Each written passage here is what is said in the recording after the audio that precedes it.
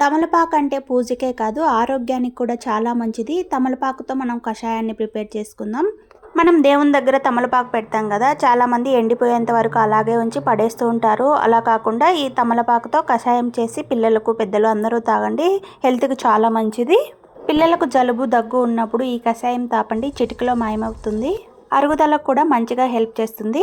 2 glass water తీసుకొని బాగా మరిగించిన తర్వాత 2 తమలపాకుని ఇలా తుంచి వేసుకొని 5 మినిట్స్ మరిగించి మూత పెట్టేసి 10 మినిట్స్ అలాగే వదిలేసి తర్వాత ఒక గ్లాస్లో ఫిల్టర్ చేసుకోండి. ఈ కషాయంను వీక్లీ వన్స్ తాగినా కూడా మంచి ఫలితాన్ని ఇస్తుంది. ఈ వీడియో నచ్చిందా? అయితే please like, share and subscribe.